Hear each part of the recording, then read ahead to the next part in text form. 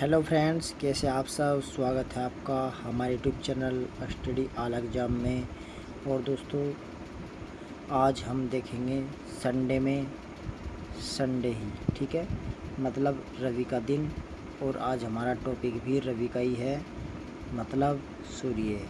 तो दोस्तों, आज हमारा टॉपिक है सूर्य और आज से हम जियोग्राफी भी शुरू कर रहे हैं, ठीक है दोस्तों। तो आज से हम जियोग्राफी की भी एक क्लास लेंगे और जितने भी महत्वपूर्ण प्रश्न हैं, जितने भी महत्वपूर्ण एमसीक्यू है, वो सभी देखेंगे, ठीक है दोस्तों। तो एमसीक्यू देखेंगे हम, क्योंकि थ्योरी हम बाद में पढ़ेंगे। पहले जितने भी बायोलॉजिकल प्रश्न बनते हैं हर टॉपिक से, वो बारी बारी टॉपिक लेंगे, ठीक है। तो आज हमारा संडे में सन का ही टॉपिक है, ठीक है। तो आज हम पढ़ेंगे द सन। देखिए दोस्तों, इसके हम 50 प्रश्न लेकर आए हैं, तो यहाँ से सूर्य से संबंधित एक भी प्रश्न नहीं छूटेगा, ठीक है दोस्तों। तो महत्वपूर्ण 50 प्रश्न हैं, सभी इम्पोर्टेंट प्रश्न हैं। बिल्कुल भी वीडियो स्किप मत करना, बीच में मत छोड़ना, अंत तक वीडियो देखना, क्योंकि बहुत ही महत्वपूर्ण ये वीडियो होने वाली है। और आज तक ये वीडियो मुझे नहीं लगता है कि यूट्यूब पर आई होगी इसी कहीं वीडियो, ठीक है दोस्तों। तो ये एक अनोखी वीडियो है। तो चलिए शुरू करेंगे हम, और हम देखेंगे इसमें 50 महत्वपूर्ण प्रश्न, ठीक है। तो 50 एमसीक्यू क्वेश्चन देखेंगे। तो सबसे शुरू में हम शुरुआत करते हैं सौरमंडल से, ठीक है। तो देखिए हमारा प्रश्न है, सौरमंडल का जनक कौन है, ठीक है दोस्तों। तो सौरमंडल का जनक किसे कहा जाता है? जनक मतलब पिता, फादर, ठीक है। तो देखिए सूर्य सौरमंडल का जनक, केंद्र और ऊर्जा का स्रोत है, ठीक है। यह एक मध्यम आयु का मध्यम तारा है, ठीक है। और इस समय पूर्ण संतुलन की अवस्था में भी है। तो हमारा सही जवाब क्या होगा? सूर्य है, ठीक है। चलिए अगले प्रश्न पर चलेंगे हम। अगला प्रश्न है, सूर्य का व्यास कितना है, ठीक है दोस्तों। तो सूर्य का व्यास कितना है, ठीक है। तो सूर्य का व्यास जो है 13.84 लाख किलोमीटर है, ठीक है। तो 13.84 लाख किलोमीटर, ठीक है, ये सूर्य है, ठीक है। तो उसका व्यास पूछा है, ठीक है। तो दोस्तों कितना है इसका व्यास? 13.84, ठीक है। चलिए अगले प्रश्न पर। अगला प्रश्न है, सूर्य के केंद्र का तापमान कितना है? सूर्य के केंद्र का तापमान कितना है, ये प्रश्न है मोस्ट इम्पोर्टेंट। तो सूर्य का जो केंद्र है उसका तापमान 15 मिलियन डिग्री सेंटीग्रेड है, ठीक है। तो 15 मिलियन डिग्री सेंटीग्रेड। चलिए अगले प्रश्न पर। अगला प्रश्न है, सूर्य का द्रव्यमान का 70% भाग किस तत्व का है? तो दोस्तों देखिए, सूर्य का द्रव्यमान का 70% भाग हाइड्रोजन का है, ठीक है। किसका? हाइड्रोजन। हाइड्रोजन कितना है? 70%, ठीक है दोस्तों। चलिए अगले प्रश्न पर, लेकिन इन्हें बता दें हम, ठीक है। तो जैसे ये है हाइड्रोजन 70 हो गया, ठीक है। तो हीलियम कितना है? हीलियम 28%, ठीक है। और इसके बाद यदि बात करें जैसे लिथियम और यूरेनियम, तो ये हो गई बाकी में 2%, ठीक है। तो 2 और 28 30 और 70 पूरा 100 हो गया, ठीक है। चलिए अगले प्रश्न पर चलेंगे। अगला प्रश्न है, सूर्य नाभिकीय संलयन द्वारा हमें कितनी ऊर्जा सूर्य तप के रूप में दे रहा है? तो दोस्तों कितनी ऊर्जा दे रहा है सूर्य तप के रूप में? तो ये भी यहाँ पर मोस्ट इम्पोर्टेंट क्वेश्चन बन सकता है, ठीक है। तो सही क्या जवाब है? 40 लाख टन ऊर्जा प्रति सेकंड। तो दोस्तों देखिए कितनी इम्पोर्टेंट बात है ये, कि जो ये सूर्य का नाभिकीय संलयन है, इसके फलस्वरूप हमें प्रति सेकंड 40 लाख टन ऊर्जा सूर्य तप के रूप में मिल रही है। चलिए अगले प्रश्न पर चलेंगे। अगला प्रश्न है, सूर्य की वर्तमान आयु कितनी है? दोस्तों सूर्य की वर्तमान आयु 4.5 अरब वर्ष है, ठीक है। और टोटल कितनी है?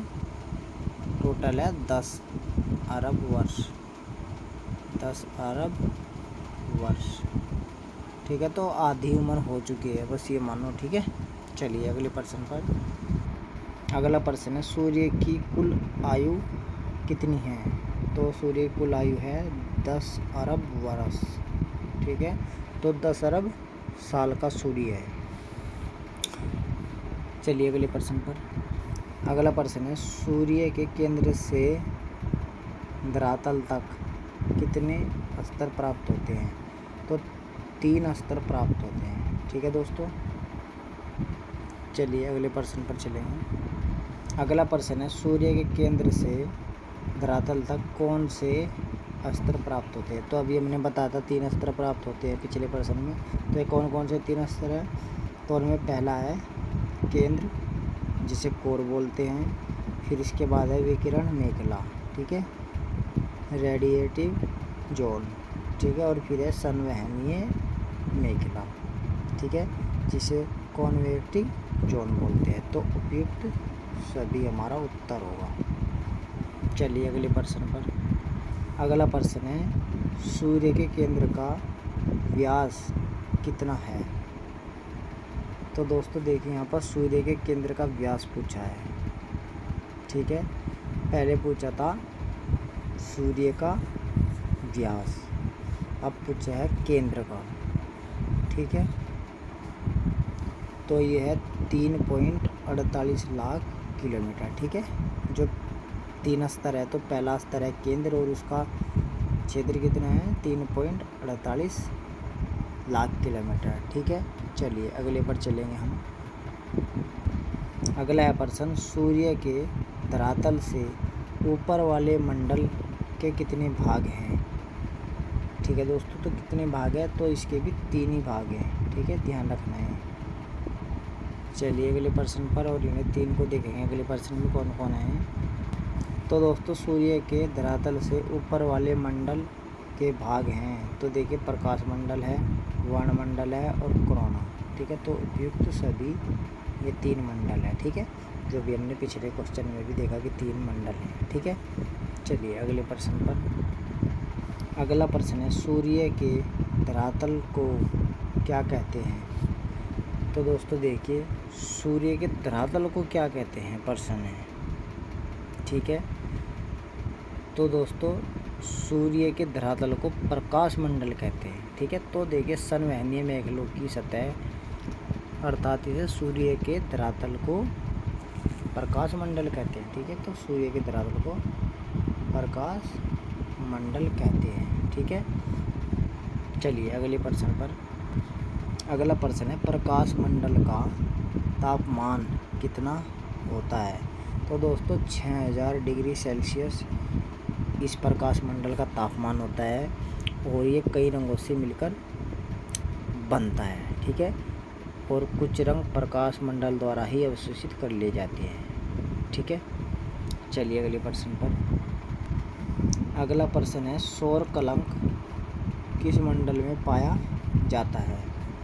ठीक है दोस्तों, तो सौर कलंक देखिए बहुत ही महत्वपूर्ण ये जो हमने अभी बताया है। तो सौर कलंक, ठीक है, तो सौर कलंक भी जिसे सनपोस्ट बोलते हैं ये भी प्रकाश मंडल में ही पाया जाता है, ठीक है। चलिए अगले प्रश्न पर चलेंगे। अगला प्रश्न है निम्नलिखित में से सूर्य का वायुमंडल है? तो दोस्तों सूर्य का वायुमंडल कौन सा है? तो वर्णमंडल सूर्य का वायुमंडल है, ठीक है। तो वर्णमंडल सूर्य का वायुमंडल है। चलिए अगले प्रश्न पर चलेंगे। नेक्स्ट क्वेश्चन है सूर्यमंडल के वायुमंडल का सबसे बाहरी आवरण है? तो देखिए बाहरी आवरण कौन है? तो देखिए यहाँ पर प्रश्न यही है कि वायुमंडल का बाह्य आवरण, ठीक है। तो देखिए तो सही जवाब है कोरोना, ठीक है। तो सूर्य के वायुमंडल का सबसे बाहरी आवरण कोरोना है, ठीक है। और ये कहाँ पाया जाता है? वर्णमंडल के ऊपर पाया जाता है, ठीक है। चलिए अगले प्रश्न है अगला, रेडियो तरंगे निकलती हैं। तो दोस्तों प्रश्न यही है कि रेडियो जो तरंगे हैं वो कहाँ निकलती है, ठीक है। तो देखिए कोरोना में निकलती है रेडियो तरंगे, ठीक है दोस्तों। और जो रेडियो तरंगे निकलती हैं और सूर्य के जो ध्रुवीय भागों के ऊपर इस मंडल के एक छिद्र होता है जिसे कोरोना होल भी कहते हैं। आगे पढ़ेंगे, ठीक है। चलिए अगला प्रश्न है, सूर्य के ध्रुवीय भागों के ऊपर मंडल में एक छिद्र होता है उसे क्या कहते हैं, ठीक है। तो ये कोरोना होल कहते हैं इसे, ठीक है। जो सूर्य के ध्रुवीय भागों के ऊपर एक छिद्र होता है, ठीक है। तो ध्यान रखना कोरोना होल कहते हैं इसे। नेक्स्ट क्वेश्चन है, कोरोना होल किस मंडल में पाया जाता है। तो दोस्तों किस मंडल में पाया जाता है कोरोना होल।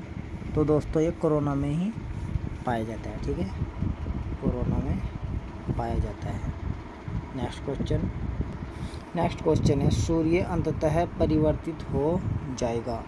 तो दोस्तों सूर्य लास्ट में परिवर्तित किस चीज़ में हो जाएगा, तो श्वेत वामन में, ठीक है, श्वेत वामन में।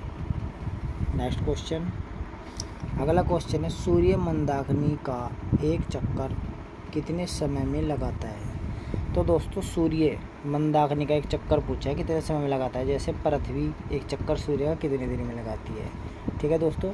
तो देखिए सूर्य जो होता है वो किसका चक्कर लगा रहा है, मंदाकिनी, ठीक है। और मंदाकिनी क्या है, मंदाकिनी दोस्तों आकाशगंगा है हमारी, ठीक है। क्या है, आकाशगंगा। तो सूर्य द्वारा मंदाकिनी का एक चक्कर लगाने में जो समय लगता है वो 25 करोड़ वर्ष लगते हैं, ठीक है। एक चक्कर लगाने में 25 करोड़ वर्ष लगते हैं। बताओ 25 करोड़ साल लगते हैं। नेक्स्ट क्वेश्चन देखेंगे। अगला प्रश्न है, सूर्य पर ऊर्जा का स्रोत क्या है। तो देखिए दोस्तों अब तक तो पूछा है पृथ्वी पर ऊर्जा का स्रोत क्या है, सूर्य बता रहे थे हम, ठीक है। और यहाँ पर पूछा है कि सूर्य पर ही ऊर्जा का स्रोत क्या है, ठीक है दोस्तों। तो सूर्य पर ऊर्जा का स्रोत नाभिकीय संलयन है, ठीक है, नाभिकीय संलयन। चलिए अगले प्रश्न पर। अगला प्रश्न है, सौर कलंक कितने समयांतराल पर प्रकट होता है। तो दोस्तों देखिए सौर कलंक जिसे सन स्पॉट भी कहते हैं कितने समयांतराल पर प्रकट होता है, तो 11.1 वर्ष, ठीक है। इतने समय बाद ये प्रकट होता है। नेक्स्ट क्वेश्चन, अगला क्वेश्चन है, मंदाकिनी के केंद्र से सूर्य की दूरी कितनी है, ठीक है। तो देखिए अब तक तो पढ़ रहे थे पृथ्वी से सूर्य की दूरी, चंद्रमा की दूरी। अब क्या पढ़ रहे हैं हम कि सूर्य कितनी दूर है मंदाकिनी से, ठीक है। तो मंदाकिनी के केंद्र से सूर्य की दूरी कितनी है, ठीक है दोस्तों। तो देखिए आप भी सोच रहे होंगे कि कैसे कैसे प्रश्न आ रहे हैं, बहुत ही महत्वपूर्ण हैं और अजीब है, ठीक है। तो मंदाकिनी के केंद्र से सूर्य की दूरी है 32,000 प्रकाश वर्ष, ठीक है। तो 32,000 प्रकाश वर्ष, ठीक है। चलिए अगले प्रश्न पर। अगला प्रश्न है, सौर ज्वाला प्रकट होती है। तो दोस्तों देखिए सौर ज्वाला कहाँ प्रकट होती है, तो सौर ज्वाला जो प्रकट होती है वो वर्णमंडल में होती है, ठीक है दोस्तों, वर्णमंडल में। अब देखिए क्या है, तो देखिए वर्णमंडलों में गैस के उठते प्रवाह को स्पिक्यूल कहा जाता है जो कोरोना तक पहुंच जाती है। कभी कभी इस मंडल में तीव्र गहनता का प्रकाश उत्पन्न होता है जिसे सौर ज्वाला की उपमा दी जाती है, ठीक है। तो इसे ही सौर ज्वाला कहते हैं। और इस ज्वाला से एक्स और गामा किरणें निकलती हैं, ठीक है। और इसमें पदार्थ औसतन 800 किलोमीटर प्रति सेकंड की दर से बाहर फेंका जाता है, ठीक है। एक बात और भी ध्यान रखना है यहाँ पर कि वर्णमंडल का आरंभ प्रकाश मंडल की उस ऊपरी परत से होता है जहाँ ऋणात्मक हाइड्रोजन कम हो जाते हैं, ठीक है। तो ध्यान रखना है भी। चलिए अगले प्रश्न पर। अगला प्रश्न है, सौर कलंक का तापमान कितना होता है। तो दोस्तों 4500 डिग्री सेल्सियस होता है, ठीक है। चलिए नेक्स्ट क्वेश्चन पर। नेक्स्ट क्वेश्चन है, सूर्य पर नया सौर चक्र, ठीक है दोस्तों, नया सौर चक्र कब शुरू हुआ था, ठीक है। तो देखिए सूर्य पर नया सौर चक्र शुरू हुआ था 5 जनवरी 2008 को, ठीक है। तो 5 जनवरी 2008 को। Next question. अगला प्रश्न है, सौर चक्र की खोज किसने की थी, ठीक है दोस्तों।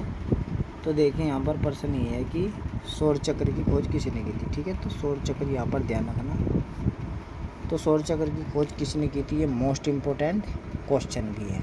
ठीक है दोस्तों, तो देखिए सौर चक्र की खोज की थी सैमुअल हेनरिक श्राबे। ठीक है, तो सैमुअल हेनरिक बाद में क्या है, श्राबे। ठीक है, और कब की थी दोस्तों, तो ये की थी 1843 में। ठीक है, और ये सौर चक्र कितना होता है इसका समय, 11.1 वर्ष। ठीक है, चलिए नेक्स्ट क्वेश्चन पर। अगला प्रश्न है, सूर्य अपने अक्ष पर कितने डिग्री कोण बनाता है। ठीक है दोस्तों, जैसे पृथ्वी अपने अंश पर कितनी डिग्री झुकी हुई है, तो 23.5 डिग्री। ठीक है, तो यहाँ पर पूछा है कि सूर्य अपने अक्ष पर कितने डिग्री कोण बनाता है। ठीक है, तो देखिए दोस्तों कितना डिग्री कोण बनाता है, तो देखिए सिंपल सी बात है, ये कितना डिग्री बनाता है, 7.5 डिग्री। ठीक है, तो ध्यान रखना आप, 7.5 डिग्री कोण बनाता है सूर्य। ठीक है, तो इसका सही उत्तर है 7.5 डिग्री। चलिए नेक्स्ट क्वेश्चन। सूर्य 7.25 है। ठीक है, यहाँ पर 2 हट रहा है। ठीक है, तो 7.25 डिग्री। ठीक है दोस्तों, तो यहाँ पर इससे पहले 2 है। ठीक है, ये भी ध्यान रखना। तो उसका 7.25 डिग्री मतलब 7.25 डिग्री कोण बनाता है सूर्य अपने अक्ष पर। चलिए अगले प्रश्न पर।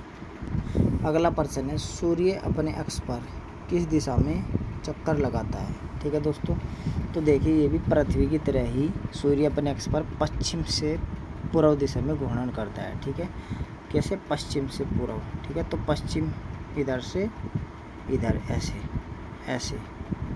ठीक है, तो पश्चिम से पूर्व दिशा में।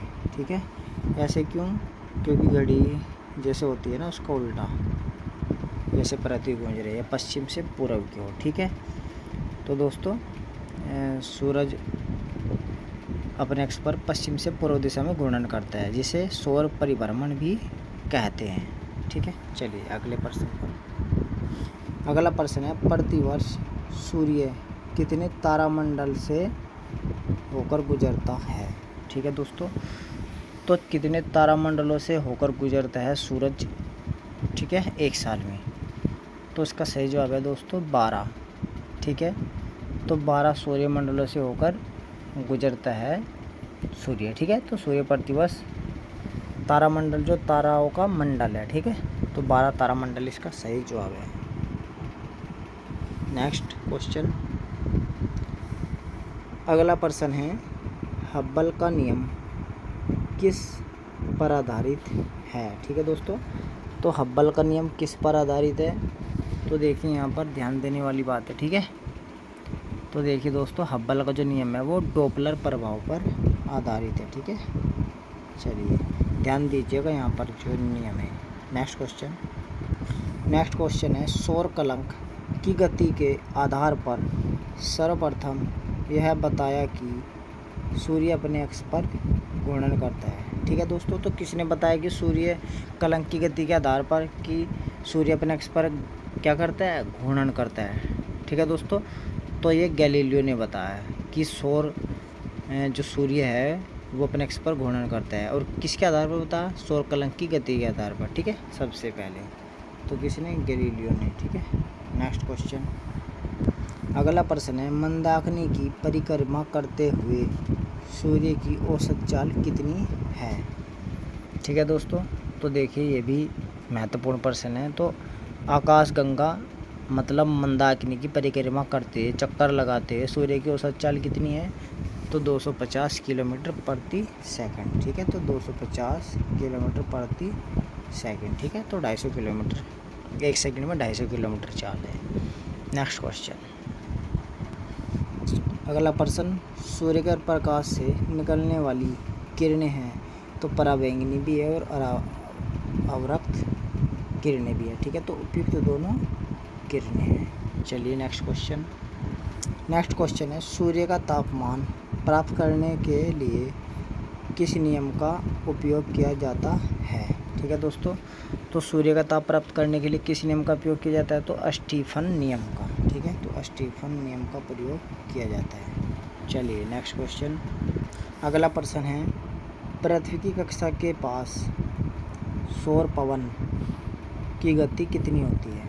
ठीक है दोस्तों, तो यहाँ पर ये भी ध्यान देने वाली बात है। ठीक है, तो सही जवाब है 400 किलोमीटर प्रति सेकंड। नेक्स्ट क्वेश्चन, अगला प्रश्न है, किसके प्रभाव से पृथ्वी के वायुमंडल की आयनीकृत गैस परत का ह्रास होता है? ठीक है दोस्तों, तो किसके प्रभाव से पूछा है? पृथ्वी के वायुमंडल की आयनीकृत गैस परत का ह्रास होता है। ठीक है दोस्तों, तो आयनीकृत गैस का पूछा है।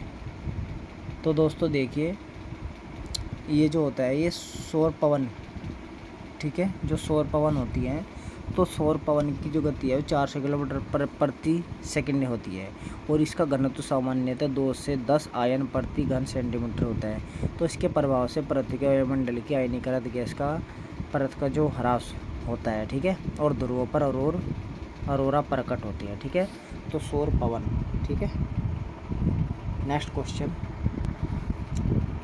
किसके ध्रुवों पर अरोरा प्रकट होते हैं? ठीक है दोस्तों, तो देखिए अभी बताया भी हमने कि जो पृथ्वी के वायुमंडल की आयनीकृत गैस पर परत का ह्रास होता है, ध्रुवों पर अरोरा प्रकट होती है। ठीक है, तो पृथ्वी के ध्रुवों पर अरोरा प्रकट होते हैं। ठीक है, चलिए नेक्स्ट क्वेश्चन, अगला प्रश्न है, सौर पवनों और सौर ब्रह्मांड किरणों के प्रभाव से पृथ्वी के आयनमंडल की आयनीकृत गैस की परत ह्रास क्या कहलाता है? ठीक है दोस्तों, तो क्या कहलाता है? सौर पवनों और सौर ब्रह्मांड किरणों के प्रभाव से पृथ्वी के आयनमंडल की आयनीकृत गैस की परत ह्रास रेडियो फेड आउट कहलाता है। ठीक है, तो क्या कहलाता है? Radio fade out. ठीक है दोस्तों, तो ये सही जवाब है। चलिए अगले प्रश्न पर, नेक्स्ट क्वेश्चन है, अंतर्राष्ट्रीय सौर गठबंधन का प्रथम शिखर सम्मेलन कहाँ हुआ था? ठीक है दोस्तों, तो अंतर्राष्ट्रीय सौर गठबंधन पूछा है। ठीक है, तो अंतर्राष्ट्रीय सौर गठबंधन का प्रथम शिखर सम्मेलन हुआ था नई दिल्ली। ठीक है, कहाँ हुआ था? नई दिल्ली। और ये कब हुआ था? तो ये हुआ था दोस्तों 11 मार्च 2018 में। ठीक है, नई दिल्ली। चलिए नेक्स्ट क्वेश्चन, अगला प्रश्न है, अंतर्राष्ट्रीय सौर गठबंधन का प्रथम शिखर सम्मेलन कब हुआ था? ठीक है, तो अभी बताया भी हमने 11 मार्च 2018 में। ठीक है, चलिए अगले प्रश्न पर, अगला प्रश्न है, पृथ्वी से सूर्य की दूरी कितनी है? ठीक है दोस्तों, तो देखिए 14.96 किलोमीटर। ठीक है, मतलब कि 14.96 करोड़ किलोमीटर है। ठीक है, और लोग इसे वैसे सीधी भाषा में 15 करोड़ भी बोल देते हैं। ठीक है, तो यदि ये ऑप्शन ना हो तब 15 करोड़ पे लगाना है। ठीक है, ध्यान रखना। चलिए अगले प्रश्न पर, अगला प्रश्न है, सूर्य का आयतन पृथ्वी से कितना गुना है? ठीक है, तो सूर्य यहाँ बढ़ाओगी मतलब, सूर्य का आयतन पृथ्वी से कितना गुना है? तो 13 लाख गुना है, मतलब पृथ्वी 13 लाख आएंगे सूर्य के अंदर। ठीक है, चलिए अगले प्रश्न पर, इतना बड़ा है सूर्य। अगला प्रश्न है, जब सूर्य का आकार बड़ा हो जाएगा तो वो किन ग्रहों को निगल जाएगा? ठीक है दोस्तों, तो किन ग्रह को निगल जाएगा जब सूर्य का आकार बड़ा हो जाएगा? ठीक है दोस्तों, तो ये प्रश्न पूछा है। ठीक है, तो बड़ा ही इंटरेस्टिंग क्या है सवाल है। ठीक है दोस्तों, और ये कंडीशन कब होगी? तो ये कंडीशन जब होगी जब हीलियम में बदल जाएगा। ठीक है, मतलब कि जब पूरी रूप से जो केंद्रीय क्रोड है वो हीलियम में बदल जाएगा। ठीक है दोस्तों, तो ऊर्जा का उत्पादन भी बंद हो जाएगा। ठीक है, तो इसमें क्या होगा कि फिर जो सूर्य के पास है सबसे, जैसे शुक्र और बुध ग्रह है, सूर्य निगल लेगा। ठीक है, तो किसे? बुध और शुक्र को। ठीक है, तो उपयुक्त 1 और 2 दोनों।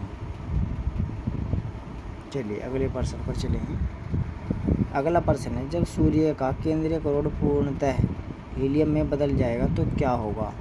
तो ऊर्जा का उत्पादन बंद हो जाएगा, करोड़ संकुचित हो जाएगा, सूर्य बड़ा होगी मात्रा, सूर्य का आकार बड़ा हो जाएगा, तो फिर सभी कंडीशन हो जाएगी। ठीक है, चलिए अगले प्रश्न पर। अगला प्रश्न है, हमारा सूर्य हमारी आकाशगंगा मंदाकिनी के किस भुजा में अवस्थित है? ठीक है दोस्तों, तो देखिए हमारा जो सूर्य है हमारी आकाशगंगा मंदाकिनी की किस भुजा में अवस्थित है? ठीक है, तो ये बताना है। तो मध्यमवर्ती घूर्णनशील, ठीक है, मध्यमवर्ती घूर्णनशील अवस्था में क्या है, ये हमारा सूर्य बसता है। ठीक है दोस्तों, तो हमारा सूर्य है हमारी आकाशगंगा मंदाकिनी की मध्यवर्ती घूर्णनशील भुजा में अवस्थित है।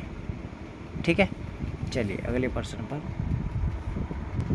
अगला प्रश्न है, नए तारों का जन्म कहाँ होता है? ठीक है दोस्तों, तो ये तीसरी घूर्णनशील भुजा में होता है। ठीक है, देखिए 3 भुजा है, पहली, दूसरी और ये तीसरी। ठीक है, तो इसमें नए तारों का जन्म होता है। चलिए अगले प्रश्न पर। अगला प्रश्न है और ये अंतिम प्रश्न भी है, सूर्य से प्रकाश को पृथ्वी पर पहुंचने में कितना समय लगता है?